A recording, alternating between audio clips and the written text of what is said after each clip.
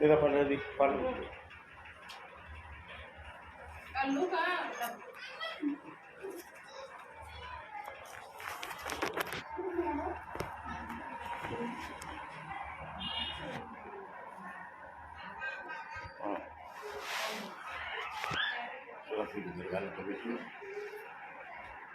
వస్తుందా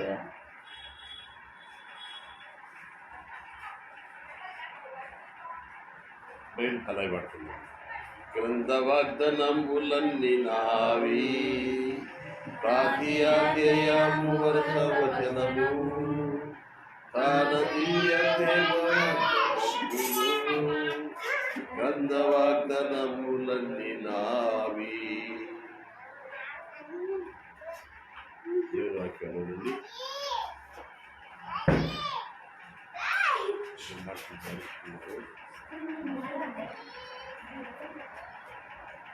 ఫిబ్రవరికి రాసిన పత్రిక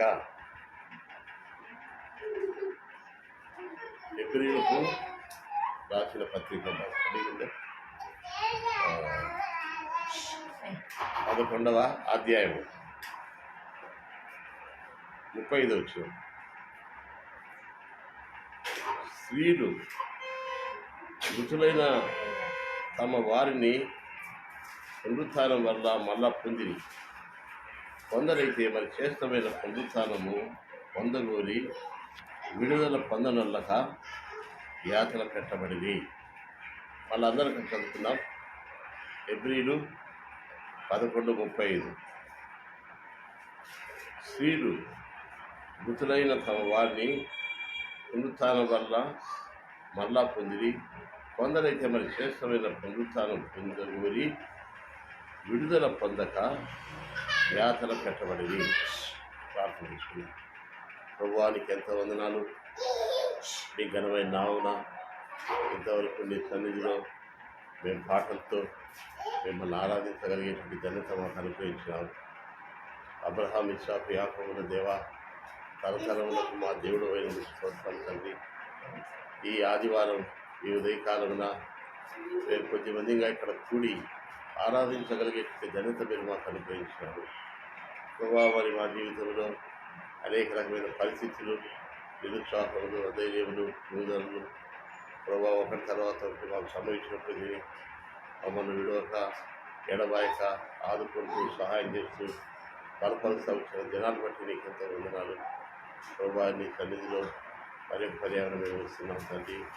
మీ రక్త సవాల్తో కలిగి శుద్ధీకరించి నా తండ్రి మా రక్షకుడుగా మా ప్రభుగా ఉండి ఈ మాటలు మాకు ఆశీర్వాదకరంగా ఉంటుంది.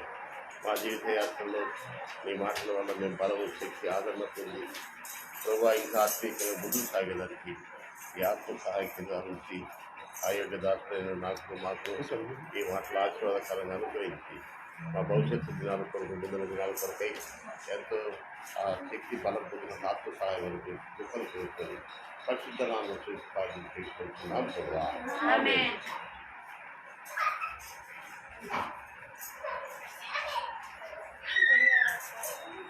ఫిబ్రవరికి రాసిన పత్రిక 11వ అధ్యాయం 35వ వచనంలో స్త్రీలు మృతులైన తన వారిని పునరుత్థానం వల్ల మరలా పొందిరి. స్త్రీలు మృతులైన తమ వారిని పునరుత్థానం వల్ల మరలా పొందిరి.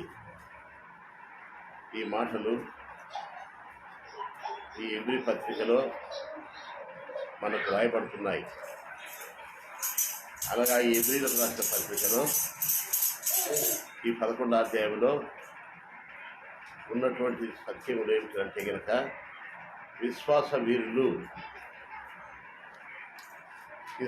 వీరులుగా ఉన్నటువంటి వాళ్ళ పేర్లు ఎవరైతే ప్రభు కొరకు విశ్వాసమందు నిలిచినారో వాళ్ళని గురించి ఈ గ్రంథంలో రాయబడింది. మరి మనం ఇక్కడ చూస్తే దేవుని వాక్యానుసారంగా స్త్రీలు బలహీనులైనప్పటికీ వాళ్ళు విశ్వాస వీరులుగా నిలబడినటువంటి ఈ యొక్క జనాంగంలో వాళ్ళ పేర్లు మళ్ళా రాయబడినారంటే వీరు ఎంత విశ్వాసం కలిగి దేవుని కొరకు జీవించినారో ఈ స్త్రీలను గురించి రాయబడింది. స్త్రీలు పునరుత్థాన బలమును మరలా పొందిరి. అనగా ఈ స్త్రీలు పునరుత్థాన బలం అనేది పొందినారు అని ఇక్కడ రాయబడింది.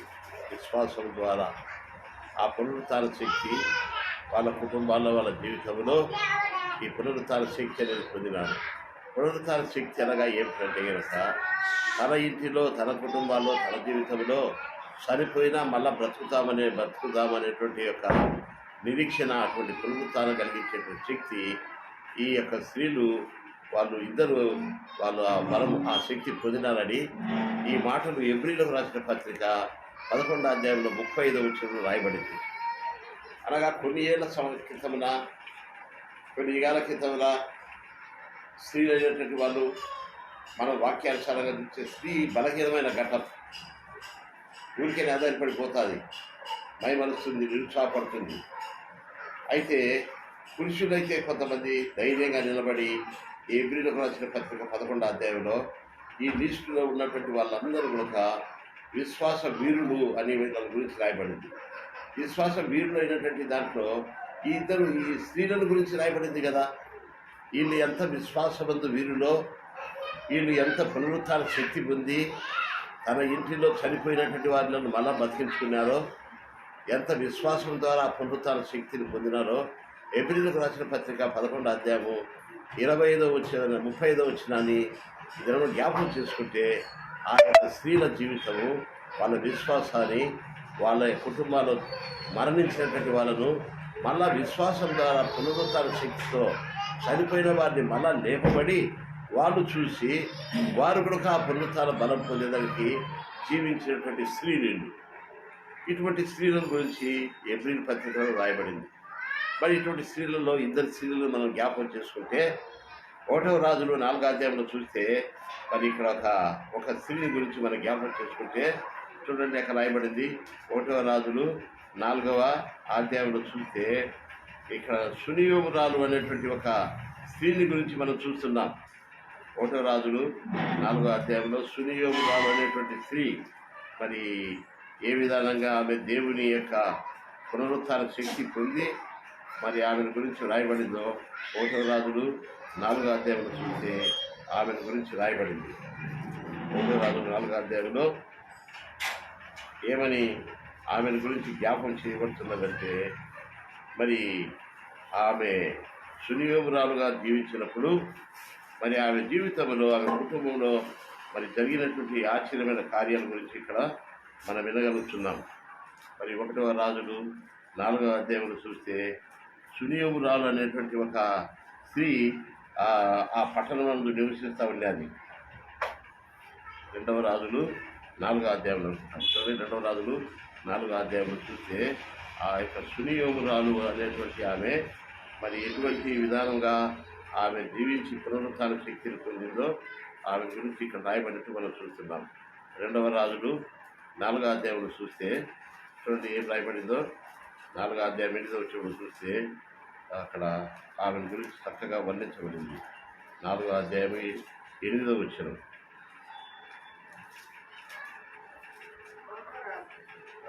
4వ అధ్యాయం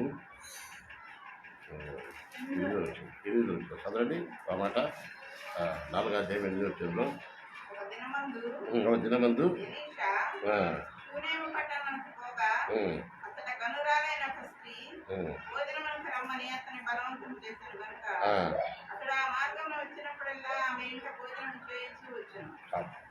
ఇక్కడ ఏమిటంటే ఒక దినమున ఆ సునియోము పట్టణంలో ఉన్నటువంటి స్త్రీ ఏం చేసినదంటే ఆ యొక్క పట్టణంలో ఆ ఎలీషా అనేటువంటి ఆయన ఉచ్చుచు పోవచ్చు ఆ మార్గంలో ఆ ఊళ్ళో తిరుగుతున్నప్పుడు ఆయన ఎటువంటి వాడో ఆయన గురించి బాగా గమనించినదట. గమనించి ఏం చేసినారంటే ఇదిగో మా గ్రామమునకు మా ఇంటి ముందర వచ్చుచు పోతున్నటువంటి ఈయన దైవజనుడుగా ఉన్నట్టున్నాడు, కాబట్టి ఈయన మన ఇంటిలోకి పిలిపించుకుంటే బాగుంటుందని చెప్పేసి ఆమెను ఆయన ఇంటికి రమ్మని ఆయనను బలవంతం చేసిందంట.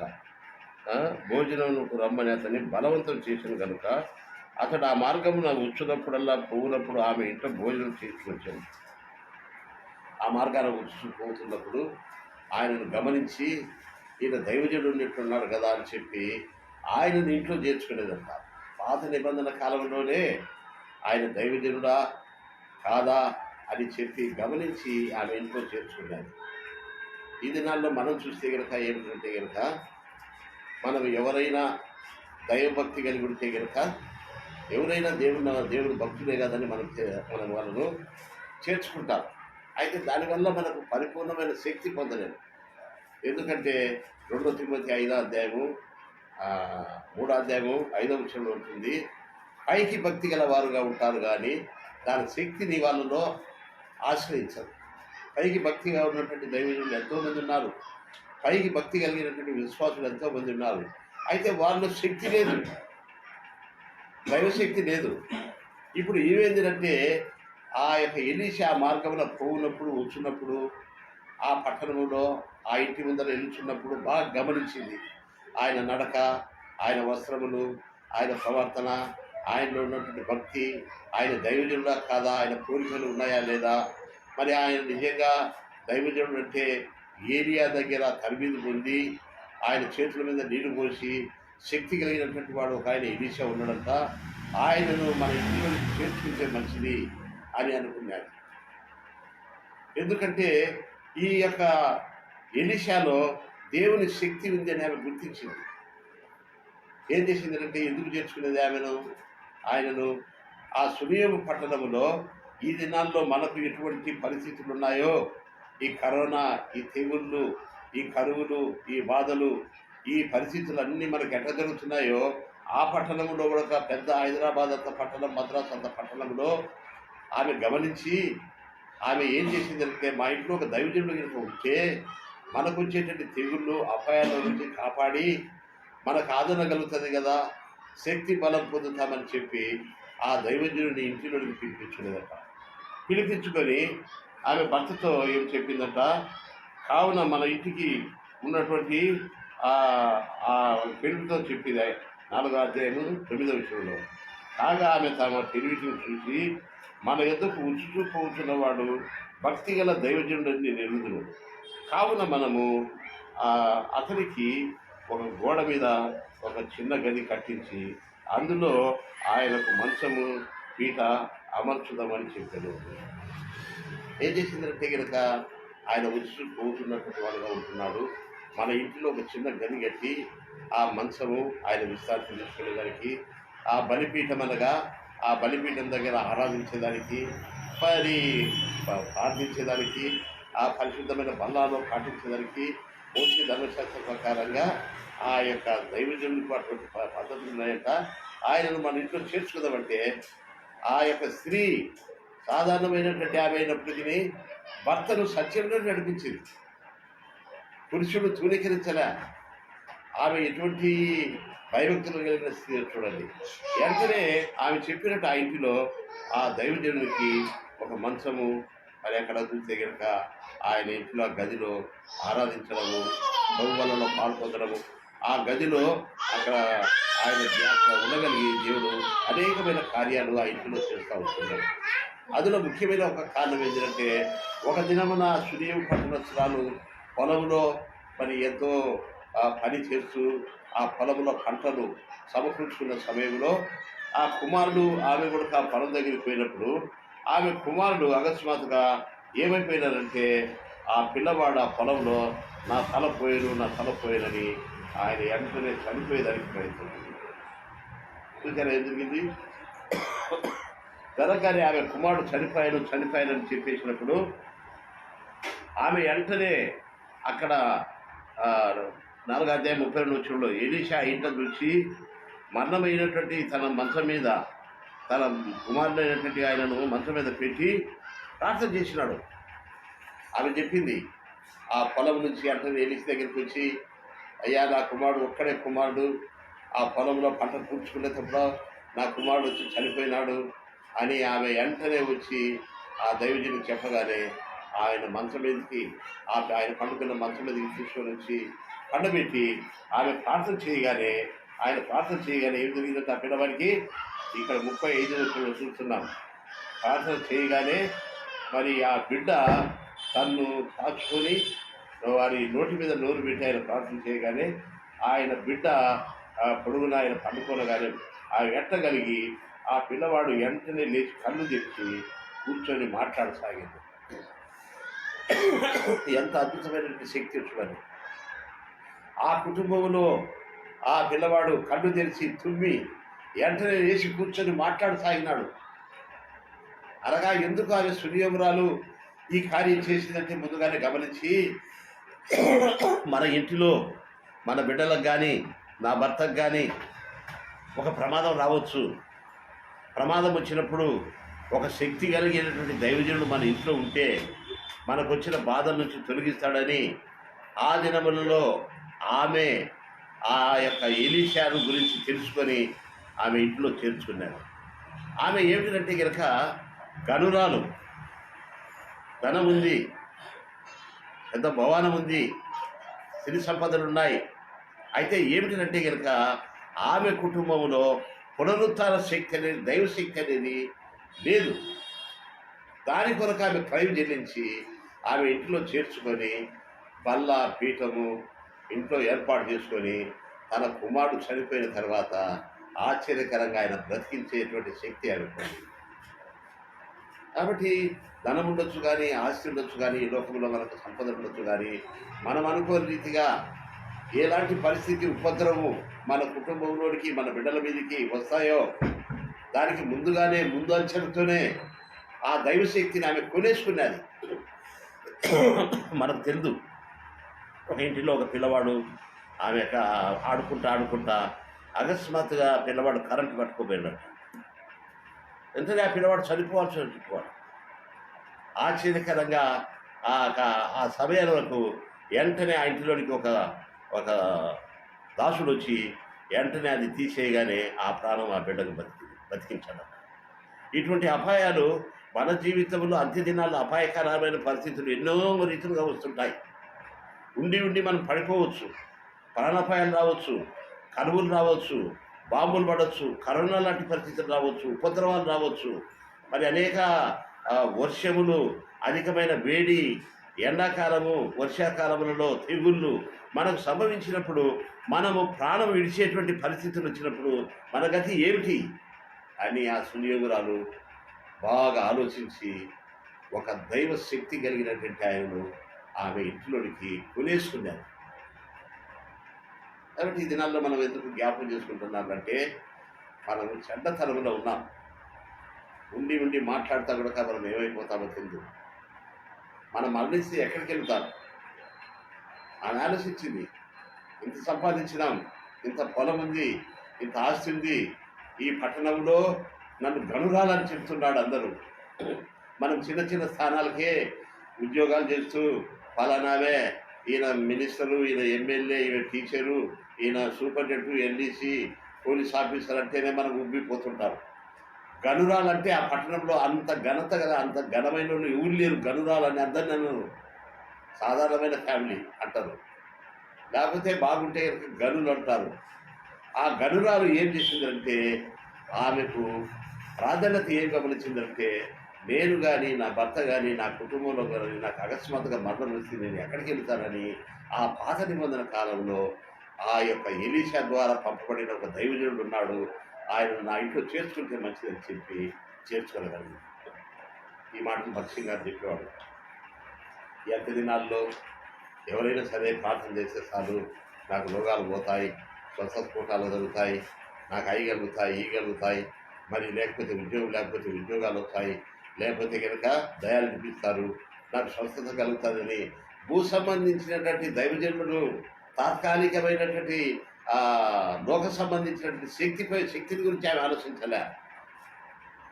దైవజనుడు అనగా దేవుని శక్తి కలిగినటువంటి దైవజనుడు మా ఇంటికి రావాలని చెప్పి ఆమె గమనించి అటువంటి ఆయనతో సహవాసం చేసింది. ఆ దినముల్లోనే అటువంటి వివేచన పాత నిబంధన కాలంలో ఆ స్త్రీ ఆ కుటుంబంలో తన కుటుంబానికి తన బిడ్డలకు తాను మరణించిన పునరుత్థానంలో అనగా మరణించిన తిరిగి లేచి దేవునితో కూర్చుండేటువంటి స్థానం ఆ స్త్రీ సంపాదించిందని చెప్పి ఆమెను గురించి ఈ సంగతుల గురించి తెలియపరచబడుతుంది. అందుకొరకే ఏప్రిల్ రాసిన పత్రిక 11వ అధ్యాయము 35వ వచనంలో, ఈ 11వ అధ్యాయంలో విశ్వాసాల గురించి రాయబడింది. విశ్వాస వీరులు పట్టిలో ఈ స్త్రీల గురించి ఎన్నో ఏళ్ల సంవత్సరాల క్రితమున రాజులు పరిపాలించిన కాలంలో ఒక్క స్త్రీ, ఒక దైవజనుని, శక్తివంతమైనటువంటి దైవజనుని కొనేసుకొని ఆ ఇంట్లో పెట్టుకొని ఆయనకు ఆతిథ్యం ఇస్తూ ఆయనకు పరిచయం చేస్తూ ఆయన ఆ ఇంట్లో ఉన్నాడు కాబట్టి ఆ ఇంటికి అంతటికి పునరుత్థానం కలిగింది. చనిపోయిన లేబడి దాని కొరకు ఆమె మొట్టమొదటి ప్రాధాన్యత బట్టి ఆమె కుటుంబము, ఆమె పొలము, ఆమె పాడి పంటలు, దాన్ని బట్టి ఆయన అక్కడ ఉండటను బట్టి అన్ని రకమైన ఆశీర్వాదాలు ఆ యొక్క ఎలీషా ద్వారా ఆ కుటుంబంలో కలిగిందని మనం సుదేవురాల కుటుంబాన్ని చూస్తున్నాం. కాబట్టి మనం పరీక్షించుకొని ఈ అంత్య దినాల్లో ఇటువంటి పునరుత్థాన బలం అనేది, దేవుని శక్తి మనకు తోడుగా ఉండేటువంటి సహవాసం అనేది ఏదో మనం సంపాదించుకోవాలి. ఆరాధన ప్రభు వల్ల నృత్యమించుట, అంత గరురాలకు అంత సమయం కేటాయించుకొని సమర్పణ చేసుకోబట్టి ఆమెను గురించి, ఆమె ఇంట్లో పునరుత్థాన శక్తుల గురించి కొత్త నిబంధనలో 11వ అధ్యాయంలో 35వ వచనంలో గ్రేట్ అయిన స్త్రీ ఆమె ఆ దేశానికి అంతటికి పునరుత్థానం తెలియపరిచింది. ఆ పని వాళ్ళందరూ చూసినారు. ఆ దేశం అంతా తెలిసిపోయింది.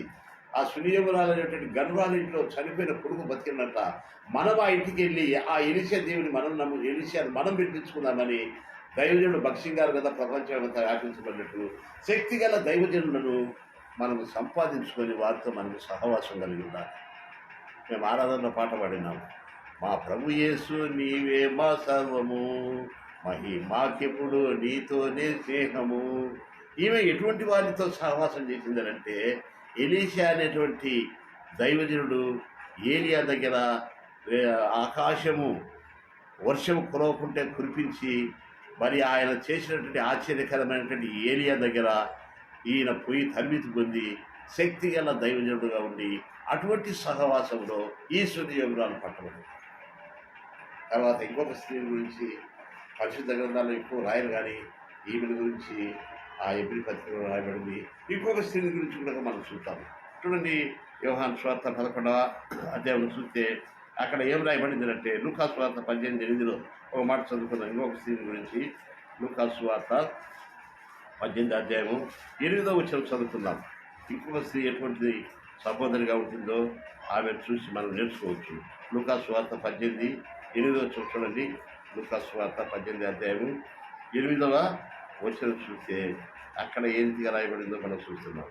లూకా సువార్త 18:8లో ఏం రాయబడిందంటే, ఆమె 18వ అధ్యాయము 8వ వచనం చదవండి ఎవరైనా. లూకా సువార్త 18:8లో తర్వాత త్వరగా దయచేసి క్షమించండి. 10వ అధ్యాయం 9వ అధ్యాయంలో చూడండి. యేసు ప్రభు 10వ అధ్యాయము 39వ వచనంలో ఆమె మరియాను సహోదరి ఉండెను. ఈమె యేసు పాదముల యొద్ద కూర్చుండి ఆయన బోధ వినుచుండెను. ఇక్కడ మనం చూస్తే యేసు ప్రభు యెరూషలేములో దేవుని వాక్యం ప్రకటించి మరి పరమాలు మార్తా మరియల యొక్క ఆ యొక్క బేతానియాకు వచ్చేదంట. వచ్చినప్పుడు ఆ బేతానియాకు యెరూషలేములకు 2 మైళ్ళ దూరం ఉంది. నడుచుకుంటా సాయంకాలం వల్ల ఈమె ఇంటి దగ్గరికి వస్తే ఈమె ఏ పని మీద ఉన్నప్పటికీ యేసు ప్రభు ఇంటికి రాగానే ఆయనకు నీళ్ళు ఇచ్చి ఆయన కాళ్ళు కడుక్కోమని ఆయన పాదాల దగ్గర కూర్చొని ఆయన మాటలు వింటూ ఆయన దగ్గర విజ్ఞాపన చేసేదంట. ఏమని చేసేదంట? ప్రభు చెప్పే మాటలన్నీ ఆమె హృదయంలో పాటలు ఆమె హృదయంలో ఉంచుకోలేదు. పాటలు కూడా అదే పాటలు, నీ మాటలు ఇనుటయ చాలని, నీ మాటలు నాకు వినుట చాలని చెప్పి ఇది బేతానియా మీద తయారైనటువంటి పాట. ఆ మాటలన్నీ వింటూ, ఆ ప్రభు చెప్పిన మాటలన్నీ వింటూ ఆమె మరియా యేసు పాదాల దగ్గర కూర్చొని ప్రభుకు ఏం చెప్పేదంటే, ప్రభువా, మా ఇంట్లో మాకు ఒక శిరస్సు అయినటువంటి పురుషుడు లేడు, అక్క చెల్లెళ్ళ ఉన్నాం. నా తమ్ముడు లాజరు ఉన్నాడు, యవనస్తుడు, చాలా దుడుకోడు, ప్రార్థన అనగానే కన్ను మూసుకున్నట్టు ఉంటాడు, మళ్ళీ బయటికి పోతాడు, మళ్ళీ ఆమెనంటాడు. ఈ యవనస్తుని మేము అదుపులో పెట్టలేకపోతున్నాం. ప్రభువా, మాది పేదల నివాస స్థలం, మాకు మంచి సరైన అకామిడేషన్ లేదు.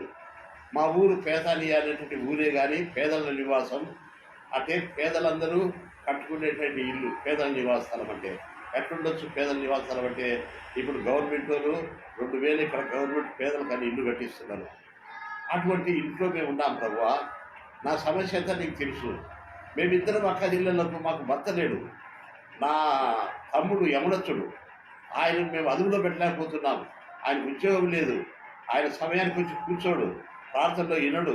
మరి ఏం చేయాలి ప్రభువా అని ఆయన పాదాల దగ్గర కూర్చున్నప్పుడు ఆయన రాగానే ఆయన చెప్పే మాటలన్నీ ఈమె వినేది, ఈయన మాటలన్నీ ఆమెకు చెప్పేదంట. కొంతమంది ఏం చేస్తున్నారంటే దేవుడు నమ్ముకుంటాం కానీ దేవుడు ఏం చెప్తున్నాడో దానికి వినేదానికి కూడా మనకు సంఘములతో దేవుడు ఏం చెప్తున్నాడో దానికి వినేదానికి చెవు కూడా లేదంట మనకైతే. కాబట్టి ఆమె వినేది, తర్వాత ఈమె సమస్యలన్నీ ఆమెకు చెప్పేది. అట్లా ప్రభు యెరూషలేములో నుంచి బేతానియకు 10-15 వచ్చినాడు. వచ్చినప్పుడల్లా బేతానియాలో ఒక్కొక్క అద్భుతం చేసినాడు. ఆ గ్రామంలో ఒక ఇంటి దగ్గర కట్టబడిన గాడిదుంటే విప్పదీసినాడు. ఇటువంటి ఆశ్చర్యకార్యాలన్నీ చేస్తున్నాడు. సరే, ఈమె చెప్పిన మాటలు విన్నాడు. మీ తమ్ముడు, నువ్వు పేదల నివాస స్థలమా మీ ఇల్లు? అవును ప్రభా, ఇదిగో పేదల నివాస స్థలం అంటే ఇప్పుడు గవర్నమెంట్ కట్టించన్నారు. ఆ ఇంటి చూస్తే ఇంకా 2 రూములే, పెద్ద అకామిడేషన్ కూడా కాలేదు ప్రభా. మా ఇంటి పరిస్థితి ఇట్లుంది, ఆర్థికంగా ఇట్లుంది, తమ్ముడు చూస్తే ఇట్లుంది, చెల్లెలు మార్త చూస్తే కొంచెం చొందరాగా ఏంటి అని ఈ మాటలన్నీ ఆయనకు తెలియపరిచేదంట. సరే, నీకు దేవుడు ఏం చెప్పినంటే సరే అని చెప్పినాడు. ఈసారి మళ్ళీ నీ ఇంటికి వస్తానని చెప్పినప్పుడు ఆయన ఇంటికి రాగతలిగే తన తమ్మునికి ఏం జరిగింది? 11వ అధ్యాయంలో, యోహాను సువార్త 11వ అధ్యాయంలో ఆయనకు లాజరుకు ప్రేమిస్తున్నటువంటి ఆయనకు ఒక వ్యాధి వచ్చింది. చెప్పారు, ప్రభువా నువ్వు ప్రేమించిన లాజరు మరి ఇదిగో రోగి అయినాడంటే ఈ వ్యాధి దేవుని మహిమ కొరకు వచ్చేసింది. ఆ యవనస్తుని మార్చేదాని కొరకు. ఆ యవనస్తుడు, ఆ లాజరు అనేటువంటి ఆయన రాబో దినాల్లో పెద్ద ప్రవక్త కాబోతాడు అని దేవుడి ఉద్దేశం ఉండేది. కాబట్టి చనిపోయిన 4వ రోజుకి వచ్చేసినాడు.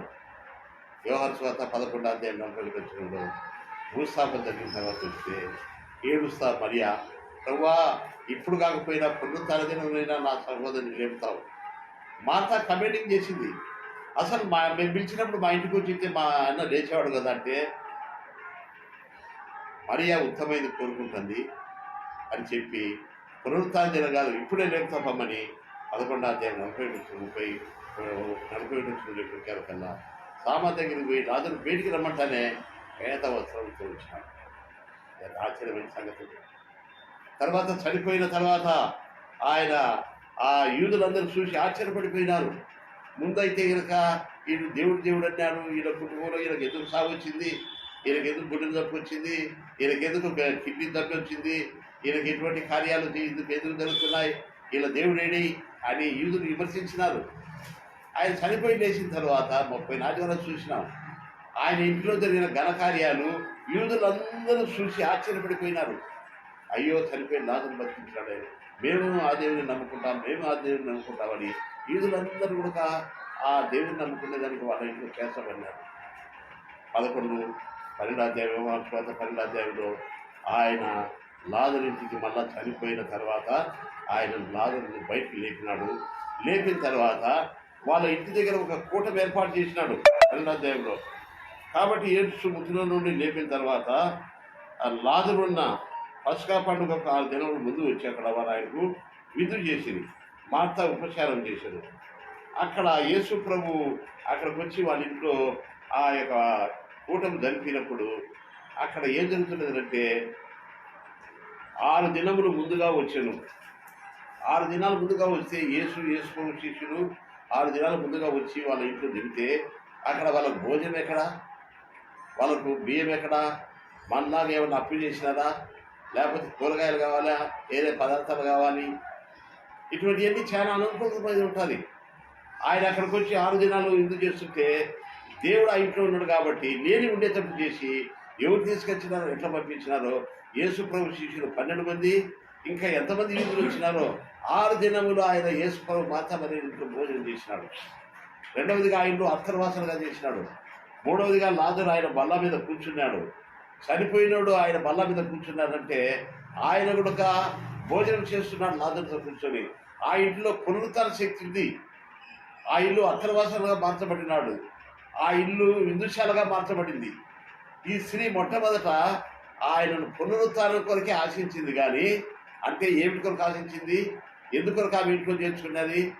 ఏదన్నా మానవ ప్రయత్నాలతో యేసు ప్రభుని ఇంట్లో చేర్చుకుంటే నాకు డబ్బు ఇచ్చాడు, నాకేదన్నా ఒక మనిషిని మన ఇంట్లో చేర్చుకోవాలంటే మన ప్లాన్ ఏంటంటే ఈయన మెల్లగా మన ఇంటికి నడిపించుకుంటే మాకు ఏదైనా పెళ్లి సంబంధం చూపిస్తాడు, డబ్బు ఇస్తాడు, ఇల్లు కావాల్సి ఉంటే కొంచెం లోన్ ఇప్పించాడు, ఉద్యోగం మేలు చేస్తాడని ఏదే ప్రయత్నాలు లోక ప్రయత్నంతో ఒక మనిషిని చేర్చుకుంటాను. ఈమె ఎట్ట కాదు, ప్రభువాను చనిపోయి లేచినామంట, మేము చనిపోతే మాకు పునరుత్థానం కావాలా, మేము చనిపోతే మమ్మల్ని బ్రతికిస్తావు దేవని ఆయాసతో నేర్చుకున్నాను. ఎప్పుడైతే ఆయన పునరుత్థానం కొరకు ప్రభుని ఇంట్లో చేర్చుకున్నాడు, దాని తర్వాత అన్ని రీతులుగా దేవుడు ఆశీర్వదించినాడు. ఆ ఇల్లు చిన్నదే, పేదల నివాసాల బట్టి ఇప్పుడు చూసినాం, అక్కడ గవర్నమెంట్ కట్టించేది చిన్నదే. అంత జనం వచ్చినారంటే ఆ ఇల్లు కూడా పెద్దదిగా రూములు పెంచబడినాయి. ఆ ఇల్లు విందుశాలగా ఉంది, అత్తర్వాసంతో ఉంది, పునరుత్థానంతో ఉంది. కాబట్టి ఎంత ఘనకార్యాలు దేవుడు ఈ ఇద్దరు స్త్రీల కుటుంబాల్లో చేర్చినాడు. ఈ దినాల్లో ఈ మాటలు మనం నెవరేసుకోకుండా, మన ప్రభువుకు మనం పదవ స్థానం ఇవ్వకుండా, మన ప్రభు అయిన యేసుక్రీస్తుకు అకామిడేషన్ ఇవ్వకుండా, మన ప్రభు అయిన యేసుక్రీస్తు ఆయన మాటలు నా జీవితమున నీ మాటలను వినుటయే చాలని ఎరిగి తిని. మరియ ఇంటికి వచ్చినప్పుడు ప్రభు పాదం దగ్గర కూర్చొని గంటల కొలది ఆయన మాటలు వింటూ ఆ సంగతులను చెప్పిన తర్వాత, ప్రభు నా తమ్ముడు ఒక ఆయన ఉన్నాడు, ఎవరు వచ్చాడు, ఆయనకి పెళ్లి కాలే, చెల్లెలకు పెళ్లి కాలే, నా ఇల్లు ఈ పేదల మధ్య అవమానకరంగా ఉంది. ఎంత ఆశ్చర్యకరమైన సంగతి! అవమానానికి నిందకు ఎంత ఘనంగా మార్చినాడు. తర్వాత అక్కడనే అంతటితో ఆయన గురించి ఆగిపోయిందా? ఏప్రిల్కు రాసిన పత్రిక 11వ అధ్యాయంలోకి ఇక్కడ వచ్చి చూస్తే వాళ్ళ పేర్లు ఎక్కడ రాయబడినాయంటే కనుక 11వ అధ్యాయం 11వ అధ్యాయం 35వ వచనంలో ఎక్కడ కొనియాడబడుతున్నాయంటే, చదవండి. ఏప్రిల్కు రాసిన పత్రిక 11వ అధ్యాయము 35వ వచనంలో చూస్తే ఏ విధానంగా రాయబడిందో చూడండి. 11:35 చదవండి. ఇప్పుడు చదివినాం కదా ఆ మాటలు మళ్ళీ చదవండి. ఏం రాయబడినాయి ఇక్కడ? 11:35 వచనంలో, స్త్రీలు మృతులైన తమ వారిని పునరుత్థానం వల్ల మరలా పొందిరి అనగా ఆ స్త్రీలు ఇద్దరు, వాళ్ళ భర్తలు, వాళ్ళ కుమారులు మన ఇంట్లో మన బంధువులు చనిపోయింటారు. మనల్ని బట్టి మన పునరుత్థానమే గనుక శక్తి మనలో ఉంటే గనుక మన భర్తలను, మన అన్నలను, మన బంధువులను, మన దైవజనులను పునరుత్థానంతో ప్రభు వచ్చినప్పుడు ఎంట పెట్టుకొని వచ్చాడు. వాళ్ళతో మనం చూస్తాము. మనం ఈ లోకంలో మన పునరుత్థాన శక్తి మనకు ఉంటే కనుక ఎలాంటి వ్యాధులు, బాధలు, కరోనాలు, తెగుళ్ళు ఒకటి తర్వాత ఒకటి వస్తున్నాయంటే మన ఇంట్లో ఒక శక్తి ఉంది. ఏం శక్తి ఉంది? అబ్రాహాముతో దేవుడు చెప్తాడు, అబ్రాహామా నీకు 99 సంవత్సరాల నుంచి సంతానం లేదంటున్నావా? నేను సర్వశక్తి గల దేవుడను, ఆల్ మైటీ గాడ్, అన్నిటిపైన నాకు పవర్ ఉంది, సర్వశక్తి గల దేవుడను, నాకు అసాధ్యమైంది లేదన్నాడు. ఆ శక్తి ఆ మరియా కన్యక మరియ కాన్పుకు వచ్చినప్పుడు ప్రభు అవన్నది, మరి నేను సర్వశక్తి గల దేవుడను, నిన్ను సర్వోన్నతుని శక్తి నిన్ను కమ్ముకుంటుంది, నీలో శిశువు పుడతాడని చెప్పినాడు. ఆమె ఎట్లా కానిపోయింది? కన్య మరియా, సర్వోన్నతుని శక్తి నిన్ను కమ్ముకుంటుంది, నీలో నుంచి శిశువు పుడతాడు. ఈ దినములలో మన జీవితంలో మనం సామాన్యమైన ప్రజలం కాదు. ఆయన శరీరం తిని తాగుతూ, ఆయనతో సహవాసం చేస్తూ, ఆయన వాక్యం ధ్యానించుకుంటా, ఆయన సన్నిధిలో ప్రార్థన చేస్తే సర్వశక్తి గల దేవుడు మనలో ఉండి ఆ పునరుత్థాన శక్తితో మరణమును జయించుతాం, లోకమును జయించుతాం, తుఫాను ఆఫ్ చేస్తాం, అగ్నిగుండంలో పరీక్షల నుంచి దాటుతాం, సింహము బోర్లో కూడా మనకు హాని చేయకుండా ప్రభు కాపాడుతూ వస్తాడు. కాబట్టి ఏంటంటే కనుక మన జీవితంలో మనం దేవుని ఆశ్రయించడం ఏంటంటే కనుక శక్తివంతమైనటువంటి విశ్వాసంగా ఉండాలి. ఆ శక్తి ఆ యొక్క ఇద్దరు స్త్రీలు తన కుటుంబానికి, తన దేశానికి వెల్లడి చేసినారు. అది అక్కడనే ఆగిపోలే.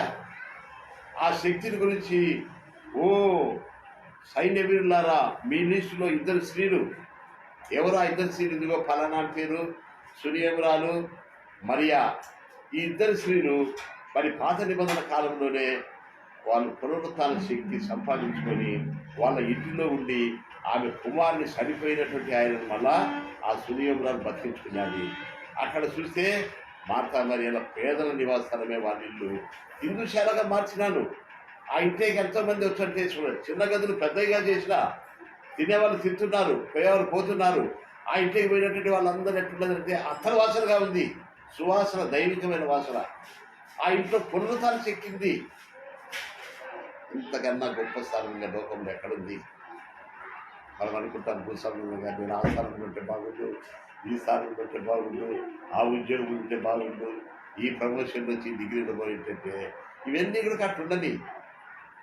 మొదటి స్థానం మన ప్రభు అయిన యేసు క్రీస్తు పాదముల దగ్గర సునియమురాలు అంత గనురాలైనప్పటికీ ఆమె ఇంటిలో బల్ల, పీఠ, దీపస్తంభం ఎప్పుడు వెలుగు తన కుటుంబంలో ఎంత ప్రాధాన్యత ఇచ్చింది. ఈ దైవజనుడు భక్తి గారు అన్ని తీసుకుంటా వచ్చినాడు. ఇటువంటి స్త్రీలు అనగా బలహీనులు, ఊరికైనా స్లిప్ అయిపోతారు. చూసావా? ఎక్కడి నుంచి తెలిసా నా స్త్రీ స్లిప్ అయింది? ఏదో చోటలో వినండి, ఏదో చోట్ల ఏం చేసింది చెప్పండి? ఆ పండు తినొద్దని తిని బలహీనమై ఎంతో మందికి నష్టం తీసుకొచ్చి పెట్టింది అవ్వ. అయితే ఇప్పుడు ఈ ఇద్దరు స్త్రీలు పరాక్రమశాలు, విశ్వాస వీరులు అయిపోయినారు. వీళ్ళ ఇద్దరి పేరు మళ్ళా ఇక్కడ ఎబ్రీ పత్రికలు ఎందుకు రాయబడాలా? ఎక్కడో జరిగిన సంగతి కదా. ఈ స్త్రీలను గురించి ఎందుకు రాయబడింది? కొనియాడదగింది ఇల్లు, కొనియాడదగినటువంటి స్త్రీలు ఇద్దరు.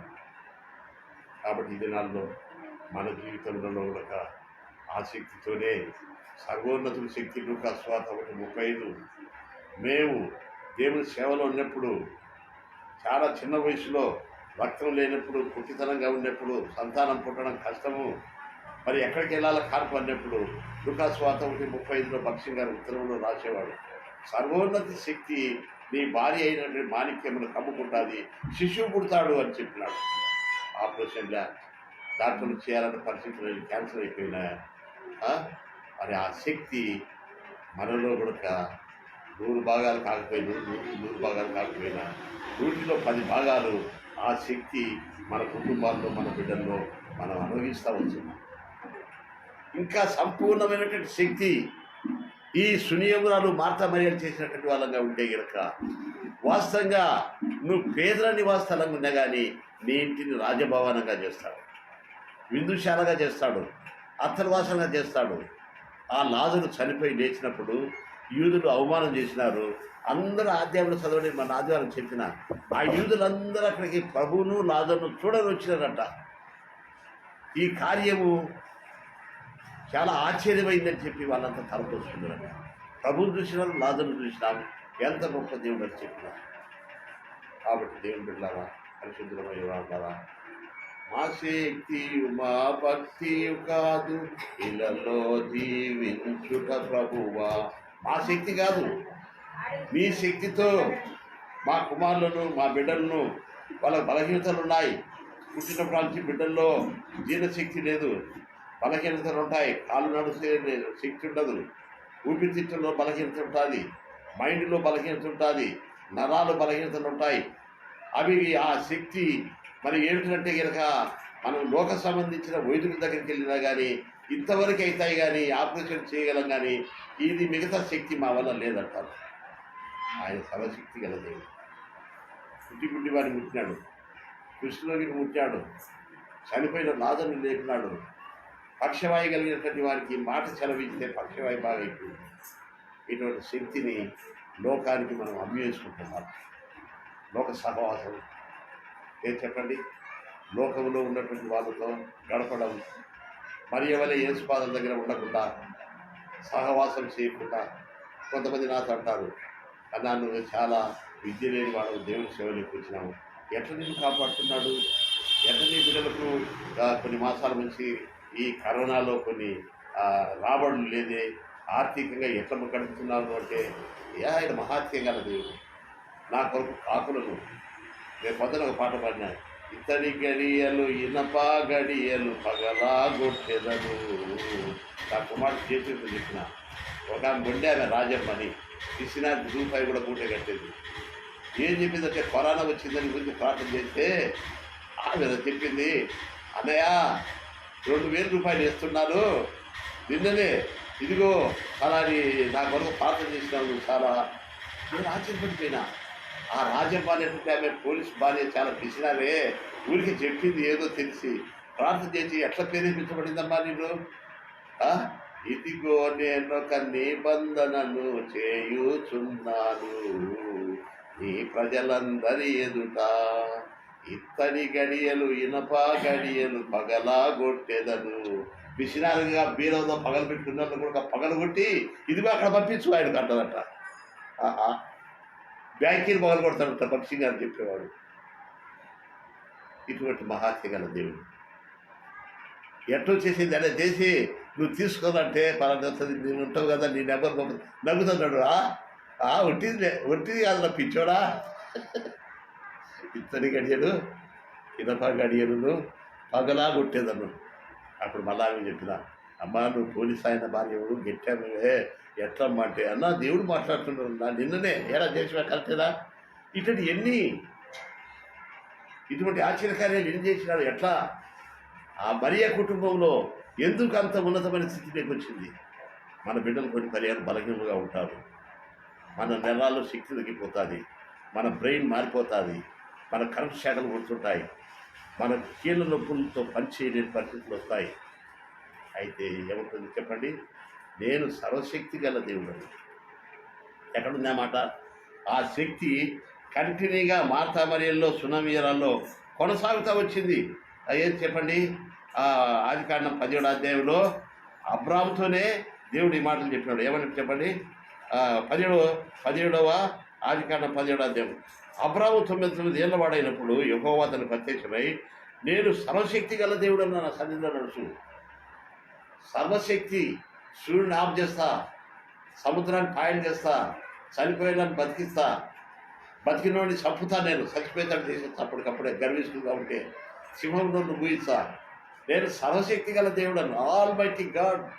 అన్నిటిపైన నాకు పవర్ ఉంది. ఈ శక్తి ఎవరు కొనేసుకున్నారు? సునియోగురాలు, హైదరాబాద్ పట్టణం అంత గనురాలు ఏవి రాజును పిలిపించుకొని ఇంట్లో మూల గోడ పెట్టి ఆయన పాదం దగ్గర కూర్చొని ఏమైనా ఆదాయం వచ్చిందనే? లేదు. ఎలీషా దగ్గర ఒక ఆయన శిష్యుడు ఉన్నాడంట. అటువంటి ఆయనను మన ఇంట్లో పెట్టుకుందామని తన భర్తకు ఎంకరేజ్మెంట్ చేసింది. సరే, ఎందుకంటే ముందున్న దినాలకు ముందు పునాదికి ఆమెకు అప్పటికి ఆ దినవనంలో ఆయన పిలిపించుకోవాలంటే ఆమెకు ఆర్థికంగా ఏమీ కొత్త లేదు. గనురాలంటే ధాన్యాలు ఉన్నాయి, పనివాళ్ళు ఉన్నారు, పొలం ఉంది, జీతగాళ్ళు ఉన్నారు, ఆస్తిపాస్తులు ఉన్నాయి, ధనం ఉంది. ముందు దినాల కొరకు దేవుని మాటలు విన్నాను. ఈ సునియం పట్టణం ఒక దినమున ధ్వంసమైపోతుందంట. సునియం అంటే శూన్యమైపోతుంది అంట. ప్రవక్తలు చెప్పినారు. ఏం చేయాలి? దానికి ముందుగా ఒక దైవజనుడు ఎవరన్నా ఉంటే, చనిపోయిన బతికించేటువంటి ఆయన ఎవరన్నా ఉంటే వాళ్ళని ఇంట్లో పెట్టుకుందామని దారెమ్మడి అడ్డగోలుగా పోతారంట. ఆ దినాల్లో కూడా అబద్ధ ప్రవక్తలు ఎంతోమంది ఉన్నారంట. పరీక్షించి ఈయన మా ఇంటి ముందరనే పోతున్నాడు, ఈయన సంచి, ఈయన నడక, ఈయన ప్రవర్తన, ఈయన డ్రస్సు చూసినాను. పరీక్షించి ఈయన దైవజనుడుగా ఉన్నట్టున్నాడు కనపడుతుంది. ఈయన ద్వారా కొన్ని కార్యాలు జరుగుతున్నాయంట, మన ఇంటికి పిలుచుకుందాం. ఎంత గొప్ప ఇది పక్షిగా తిప్పుకోవడం. ఈ దినాల్లో అటువంటి శక్తితో ఆ గనురాలు ఎంత గొప్ప శ్రేష్టమైన ఒక కుమారుడు చనిపోతే ఆయన గదిలోకి తీసుకొచ్చి మళ్ళా పండబెడితే ప్రార్థన చేస్తే లేచి కూర్చొని తుమ్మి మాట్లాడసాగినాడు. ఇది ఎంత గొప్ప ధన్యత. అరిదిగా మార్తా మరియల స్త్రీలు దాని గురించి చూసినాము. వాళ్ళు ఎంత బేతానీయాలుగా పేదల నివాసాలు. మనం పేదలుగానే ఉండొచ్చు, విధవరాళ్ళగా ఉండొచ్చు. మన ఇంట్లో మగదిక్కు లేడు, ఇద్దరు తల్లి కూతురు అక్క చెల్లెల్లో ఉన్నాము. ఏం చేయాలి? మన కుటుంబం మీదకి రేపనిలో సునియంరాలు పట్టణం మీదకి వచ్చినప్పుడు అంత్య దినాల్లో అపాయకరమైన కాలాలు రేపల్లో కానీ హైదరాబాద్లో ఉండు, మెడ్రాస్లో ఉండు, లేకపోతే కనుక అమెరికా దేశంలో ఉండు, సిలోన్లో ఉండు, సింగపూర్లో ఉండు, అన్ని దేశాల మీదకి భయంకరమైన తెగులు అకస్మాత్తుగా యవన వయసులో చనిపోయేటువంటి సావులు తటస్థిస్తున్నాయి. యవనస్తుడు ఆయన సులేమురాలు కుమారుడు పొలం దగ్గరికి పంట సమకూరుస్తుంటే చూడనని పోయినాడు. అప్పుడు ఆయన చనిపోయిన సంగతి ఎందుకు ఇంటికెళ్ళి దాంట్లో చనిపోవచ్చు కదా. పొలంలో చనిపోయినప్పుడు పని వాళ్ళు దేశానికి దాఖలైపోయింది. అప్పుడు ఆమెకు తెలుస్తగానే అయ్యా కుమార్ని వెంటనే తీసుకున్నాడని చెప్పి గాడి మీద గద్ద కట్టి తీసుకొని వస్తే ఆ గదిలో పండబెట్టిందంట. ఏ గది అయితే కట్టించిందాడు పెడితే ఆయన ప్రార్థన చేసే బతికాడంట. ఎంత గొప్ప ధన్యత. ఆ పట్టణం అంతా వ్యాపించిపోయింది ఆ విదేశం పని. ఈ దినాల్లో నువ్వు నేను ప్రభుబలంలో పాల్పొతున్నాం. ఎలాంటి శక్తి యవనస్తుడా యవన సహోదరి మన పట్ల మన పిల్లల మధ్య ఎన్నో మాటలు మా పిల్లలు కూడా వచ్చిన పరిస్థితులు. తుఫాను ఏరియాలో కావల్లో పిల్లవాడు పుట్టినాడు. 80 సంవత్సరం 6 ఆ రాత్రికి ఆ తుఫాను వాతావరణాల్లో చెట్ల దగ్గరికి పోయినట్టే బాలింత సన్న పిల్లవాడిని 5-6 రోజులు పిల్లలు తీసుకుపోతే అనౌన్స్మెంట్ చేశారు. చెట్లను ఉన్నాయి సముద్రం దగ్గర. వెంటనే మీరు మీ పిల్లలకి వెళ్ళకపోతే ఉప్పొంగుతుంది ప్రమాదం అన్నారు. సన్న బాలింత తీసుకోలేకపోతే ఆయాసం అనేది ఎక్కువైంది. ఓబయ్య డాక్టర్ పేరు గల్ల ఆయన ఆడికి తీసుకొని పోదామంటే 6-7 పిల్లలు బాగా ఆయాసపడుతున్నాడు. అక్కడ ఎక్కితే ఆయన అన్నాడు డాక్టరు, అయ్యా నరం దొరకలేదు, చాలా చిన్న పిల్లడు బ్రతకడు, నా వల్ల కాదు, నెల్లూరు తీసుకున్నాడు. కావు నుంచి నెల్లూరు 30 మైళ్ళు. సార్ నేను ఇస్తాం సార్, నేను ప్రార్థన చేస్తాను, మళ్ళీ ఇప్పుడు ఈ తుఫాన్ని ఎక్కడ తీసుకోగలం సార్ అనేది మీ దేవుడి విశ్వాసం మనకు గొప్పది. అయితే మళ్ళీ ట్రై చేస్తాను ఒక పెడితే నరం అందింది. ఈ దినాల్లో వాడు కాలేజీలో పనిచేస్తున్నాడు. బా ఏమి ఆశ్చర్యకరం అంటే ఇవన్నీ ఒక్కొక్కటి చెప్తే మీరు వర్ణించరు. సర్వశక్తి గల దేవుడు మనలో ఆ దైవశక్తి మనల్ని కమ్ముకుంటుంది. ఇద్దరు స్త్రీలు వాళ్ళ గురించి అది ఎక్కడో జరిగింది కదా, ఎందుకు ఇక్కడ పొగుడుతున్నాడు అపోస్తుల పౌలు? అబ్రహాము సైన్యవీరుడు, యాకోబు సైన్యవీరుడు, మోషే సైన్యవీరుడు 6 లక్షల మంది నడిపించినాడు, ఇసాకు సైన్యవీరుడు, అందరి పేర్లు చదువుతా వచ్చి ఈ పేర్లలో పునరుత్థానం పొందిన స్త్రీలు కూడా ఇద్దరు ఉన్నారని వాళ్ళ పేర్లు ఎందుకు కొత్త నిబంధనలో దాఖలు చేయాలి? మళ్ళా గణపరచాలి ఆ పేర్లు. వాళ్ళు పునరుత్థాన శక్తిని వాళ్ళు కొనేసుకున్నారు. ఆ శక్తి లోకం పైన మనకు జయమిస్తుంది. ఆ శక్తి మనం నడిపిస్తుంది.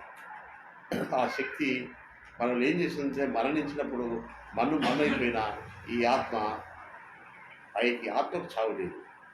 ఆ ఆత్మ మనలో ఉండి ఆ ఆత్మే శక్తిగా మనల్ని మహిమ స్వరూపంలోనికి ఎత్తబడతాం.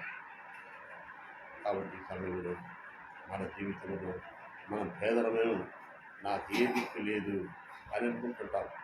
మనం ఏ క్రియలు చేస్తామో అదే క్రియలు మనం వెంట వస్తాయి. నేను కొన్ని ఏళ్ళ క్రితం మంచి అనుభవించిన మేము ఇద్దరు రక్షించుకున్నాం. అంటే ఇప్పుడు 50 సంవత్సరాలు ఎక్కువ దాటిపోయింది. కడప జిల్లా కమలాపూర్లో ఆ మందిరం ఒక గుడిసె ఉండేది, ఒకసారి పడిపోయింది. ఆ మందిరంలో మళ్ళా దాన్ని నేర్చుకోవాలంటే ఇటుకలు కావాలి.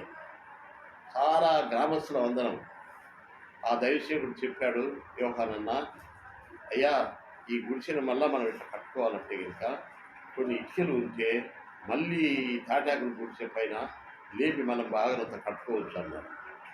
అప్పుడు ఇటుకలు కూడా దానికి డబ్బు లేదు.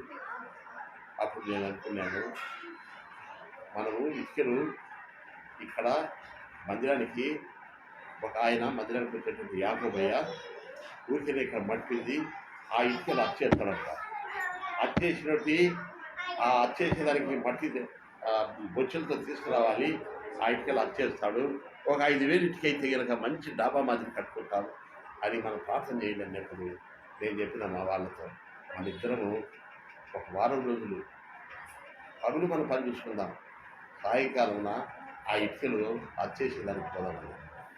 రాత్రి పాటలో గంట సేపు మందిరంలో ఉంటుంది. 8 గంటల నుంచి 9-10 గంటల వరకు ఆ ఇటుకలు మారుమోసినాం. 5,000 ఇటుకలు తయారైంది. ఆ యాకోబయ్య మందిరానికి వచ్చి ఆయన ఊరెళ్ళకుండా ఉన్న గుంటలో ఊరికి ఉండేది ఆ మందిరం. ఆ మట్టి ఇటుకలన్నీ తయారైన తర్వాత అవన్నీ ఒక బట్టి మాదిరిగా పేర్చి దాన్ని నిప్పు పెట్టి కాల్చినారు.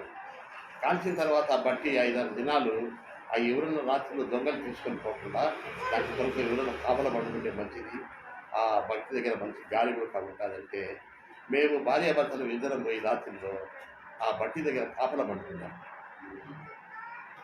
అది 50 సంవత్సరాల క్రితం. ఇప్పుడు మా పిల్లలకు ఒక ఇల్లు ఇచ్చినప్పుడు ఇటుకలు సున్నది కావాలంటున్నప్పుడు ఒక ఆయనతో నేను మాట్లాడుతున్నప్పుడు ఆయన నాకు ఫోన్లో చెప్పినాడు, సరే మీకు అబ్బాయికి అక్కడ గవర్నమెంట్ ఇల్లు ఇచ్చానంటున్నారు కదా, మరి నేను ఇటుకలు సాయం చేయాలన్నా సున్నం కావాలన్నా ఇసుక కావాలన్నా ఏదో చెప్పాను. అబ్బా నాకు ఇటుకలు నాకు జ్ఞాపకం. నేను 50 సంవత్సరాల క్రితంలో ఇటుకలు మోసి ఏ క్రియ చేసినానో నా క్రియలు నా ఇంట వచ్చాయి. ప్రకటన గ్రంథం 21వ అధ్యాయంలో వారి క్రియలు వాళ్ళ ఎంట వచ్చును. ఎంత ఆశ్చర్యకరం. అప్పుడు నేను చెప్పిన, ఏంటి ఇటుకలు కావాల్సిందే కదా నేను కొన్ని ఇప్పించాలంటాడు ఆ బ్రదర్ గారు, అక్కడెక్కడ దొరికితే నేను ఏమిస్తానంటాడు, ఏంటి ఇటుకలు సరిపోయింది ఏమండి మాణిక్యమ్మ గారు, మనము వారం దినాలు ఇటుకలు పట్టి అలా మోసుకొని ఇటుకలు మోసి మట్టి పని చేసినామా, నిజమేనా? నిజమే చెప్పు. అక్కడే పడుతుంది.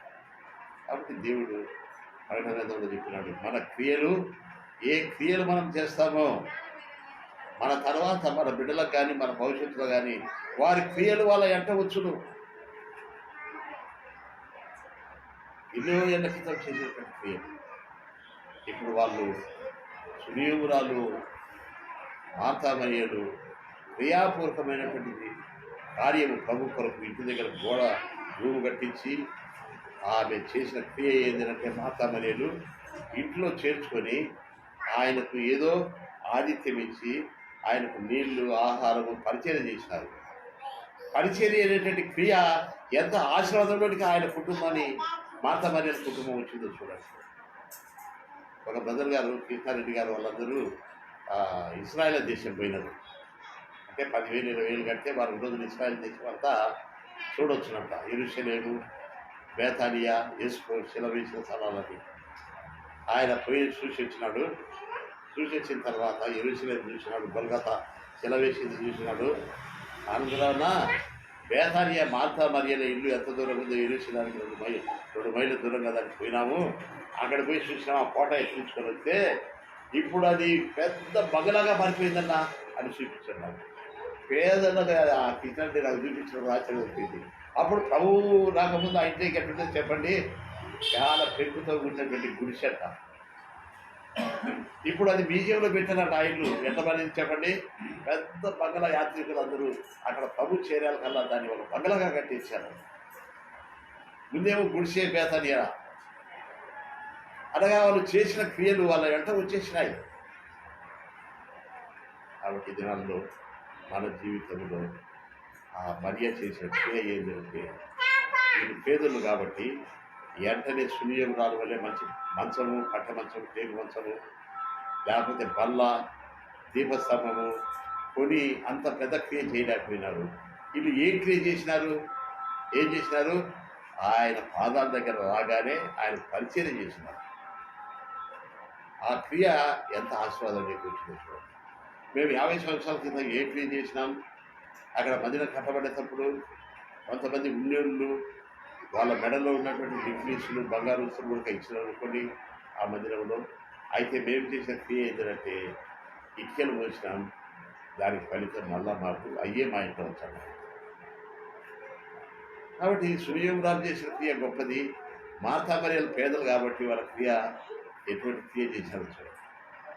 ఈ దినాల్లో జ్ఞానవంతురాలు తన ఇల్లు కట్టుకుంటారు. సామెతల గ్రంథంలో నీ కుటుంబంలో నీ భర్త, నీ బిడ్డలు, నీ ఇల్లు, నీ గుడిస, నీ యొక్క అప్పులు, నీ బలహీనతలు అన్నీ కూడా ఆయన ఆశ్చర్యకరంగా మార్చేటట్టు ఆయన చేతిలో ఉన్నాయి.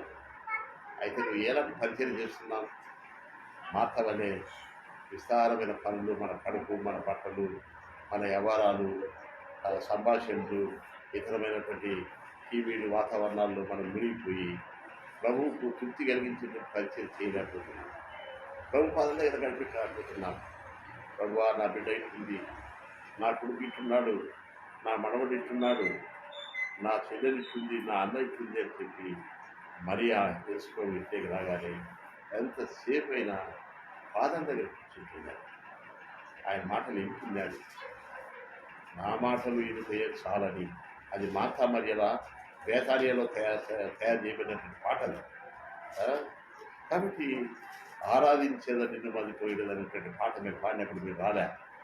భయం లేదు. ఏదంటే చెప్పండి, ఉండగుండగా మనకు ఏమైపోతుందంటే ఆత్మానుసారంగా ఆరాధిస్తాం, శరీరానుసారంగా ముగించాం, శక్తి పోగొట్టుకుంటాం.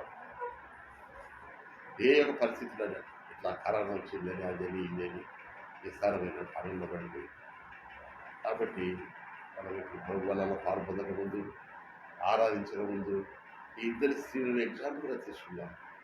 ఓ దేవా, నా ఇల్లు పేదల నివాసస్థలం ఉంది, నా కుటుంబంలో నా తమ్ముడు యవనసుడు, లేకపోతే ఆ యొక్క సూర్యంలో ఏం చేసిందంటే ఇంత ఘనమైనటువంటి నా భర్త చచ్చిపోతే ఏమైతే ప్రభా, ఆయన ఫుల్ మళ్ళా బతకాలి కదా, నా భర్త కొరకు నేను ప్రభు వల్ల సహవాసం ఏర్పాటు చేయించుకుంటాను. ప్రభు జ్ఞానవంతురాలు తన భర్తను కూడా ఆ యొక్క రొట్టె వించుట, ఆరాధించుట, దీపస్తంభం దగ్గర కూర్చోబెట్టుకొని ఆయన భర్తను, ఆయన కొడుకును, ఆయన పని వాళ్ళ పొలం దగ్గర ఉన్నటువంటి వాళ్ళందరూ కూడా చనిపోయిన బ్రతికించేటువంటి శక్తి ఆ పట్టణంలో ఆ విధంగా వెళ్ళాడైంది. ఈ సంగతి నా సంగతి ఏంటి? మనం నమ్ముకున్నాం. మన కడుపు, మన బిడ్డలు, మన పట్టు చీరలు, మన డ్రస్సులు, మన ఫ్యాషన్లు, మన ఆడంబరాలు ఇదేదా? దేవుడి స్తోత్రం. ఈ కరోనా వచ్చినటువంటి ఈ స్థలంలో నేను వద్దన్నా కానీ 72 స్థలాలు పోతుంది ఈ వర్తమానం. ఇది రావడం నాకు మేలైపోయింది. లేకపోతే నేను ఇక్కడ దాన్ని ఎప్పుడు చెప్పేవారు కాదు. వాళ్ళు చెప్తున్నారు, బ్రదర్ ఇదిగో మళ్ళా ఆ పక్షి గారికి అనుభవాలు చెప్పండి అని చెప్పి అనేకులకు పంపించబడుతుంది.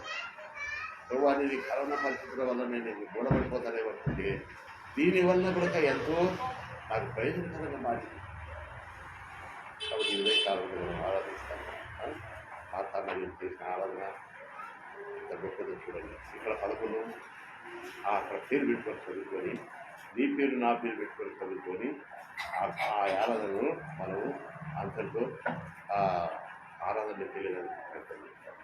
ఎబ్రీ 11:35 వచనంలో ఏమనిందంటే నీ పేరు నా పేరు అక్కడ పెట్టుకొని చదువుతున్నాం. 11 ఎబ్రీ 11లో వీళ్ళంతా విశ్వాస వీరులు. ఆ పేరులో వీళ్ళు ఎక్కకూడదు, అయినా వాళ్ళని ఎక్కించినాడు. ఏమని ఎక్కించినాడు? ఎబ్రీ 11 ఏం చెప్పండి, 35వ వచనంలో ఏమని ఎక్కించినాడంటే వాళ్ళ పేరు, ఈ స్త్రీలు మృతులైన తన వారిని పునరుత్థానం వల్ల మరలా పొందిని. మరలా పొందినంటే మరలా బతికించుకున్నారు. ఈ స్త్రీలు అనే కాడ ఎవరు? మాణిక్యం అనేటువంటి స్త్రీ, నవీన్ అనేటువంటి స్త్రీ, జాయిషమ్మ అనేటువంటి స్త్రీ, జానకమ్మ అనేటువంటి స్త్రీ. మీ పేరు ప్రసన్న. ఆమె ద్వారా ఆమె భర్తను, ఆమె బిడ్డలను పునరుత్థాన శక్తి వాళ్ళ భర్తకు, వాళ్ళ కుటుంబానికి వెళ్ళడం చేసింది. భర్త చెప్తున్నాడంట, ఆమె భర్త, అయ్యా నాకు డబ్బు ఉంది. ఎప్పుడు భార్యకు చెప్తున్నాడంట, నాకు ఈ గ్యాస్ తగ్గుతుంది. పెద్దదైతే పెద్ద ధనవంతుడే, ఆయనకు ఒక ముందు ఉండేదంట. అయితే ఆయన భర్తకు కూడా ఈ పునరుత్థాన శక్తితో ఆయన మరణానికి కాకుండా శక్తివంతమైన వాడి పునరుత్థాన సాధన. కాబట్టి ఆ పేరు ప్రకారం ఆ ఇద్దరు స్త్రీల కాడ మన పేరు పెట్టుకుంటారు. నువ్వు ప్రభుపాదం దగ్గర కూర్చొని నీ భర్తల గురించి, నీ బిడ్డల గురించి, నీ మనవల గురించి, నీ పరిస్థితులు యేసు పాదముల దగ్గర మనం చెప్పుకుంటున్నామా? అసలు టైం ఉందా? ఏం చెప్పండి. ఎన్నో గాలికి అట్ట కూడా ఇట్ట కూడా. ఆమె పేదల నివాసస్థలంలో అయినప్పటికీ ఆయన పాదాల దగ్గర కూర్చొని అన్నీ చెప్పుకున్నాడు. ఇప్పుడు లాజరు ఎటువంటి వాడంట, ఆయన ఆ తరంలో సమాజం నుంచి లేకపోయి పెద్ద బిషప్గా ఆ దేశ వీధుల మధ్య ఎన్నో సంఘాలు స్థాపించాడంట. ఆయన కాసి పచ్చిపాసుల్లో మళ్ళా బతుకుతాడా? బతికించుకునేవాళ్ళు. వాళ్ళ పరిచర్య, వాళ్ళు చేసిన క్రియలు అక్కడ ఉన్నాయి. నీ క్రియ నా క్రియ అంటుంది. క్రియ లేని విశ్వాసం కృతమంటుంది. మనం ఏ క్రియ లేదు. అబ్రాహాము క్రియల వల్ల, ఆయనకున్నటువంటి విశ్వాసం వల్ల, ఆయనకు ఎటువంటి క్రియ చేసిన అబ్రాహాము క్రియల వల్ల ఆయన అటువంటి ఆశించినటువంటి దేవుని ప్రేమించినప్పుడు ఆయన కుమార్ని బలి చేసేంత క్రియ చేసినాడు. అందుకే అనేకులకు విశ్వాసులకు ఆయన కథ అయిపోయినాడు. సునియమురాలు అంత క్రియ చేయలేదు, మార్తా మరియమ్మ అంత క్రియ చేయలేదు, మన కుమారులను వధించమని చెప్పలేదు. మన పరిచర్య, వాక్య ధ్యానము, ప్రార్థన ధ్యానము, ఆరాధన, ఆదివారం తెల్లవారేక్కలకు మనం రావాలి. నేను నా భార్య మంచి ఎవరో వయసులో సంతానం లేనప్పుడు, సంతానం పుట్టదు, ఈమె పల్లెటూరులో పుట్టి తిరిగిందికి ఈమె జిట్క బారిపోయింది, పిల్లలు పుట్టారంటే పల్లెటూరులో అంటారు. అయితే 5 మైళ్ళు నదులు, వంకలు, వాగులు దాటుతా వెళ్ళింది. ఆ దినములలో నాకు చెప్పకూడదు. ఆ దినములలో ఆ యొక్క ఇటుకలు ఆ మందిరానికి కట్టడమే కాదు, వాళ్ళ పుట్టింటి వాళ్ళు మంచి కాసు బంగారం, గట్టు బంగారం కొన్ని వస్తువులు చేయించితే నేను ఈ దేవుని మందిరం మీద ఇటుకలు కట్టుకున్నాం, మళ్ళా పైన కప్పేయబోతున్నాం. దేవుని మందిరం మీద దావీదు ఎన్ని మనుగులో బంగారు వేసినాడంటే వెంటనే ఆ ఉండి వెళ్ళి తీసి కారం పెట్టేసింది. బీచ్కి వచ్చినప్పుడు ఏ లేవు ఎక్కడైనా పోయినాయంటే అవి మీ కాదు, నా పుట్టినరోజు పెట్టారు, నేను దేవుడి కారం పెట్టి బీచ్ ఇచ్చాను అంటే నేను నోరు మూసుకున్నాయి. అవి మీ కాదు, నా పుట్టినరోజు పెట్టినారు. దేవుని మందిరం మీద మక్కువతో సాల్మోను మహారాజు మందిరం కట్టినప్పుడు కొన్ని మనుగుల బంగారు ఇస్తారంట.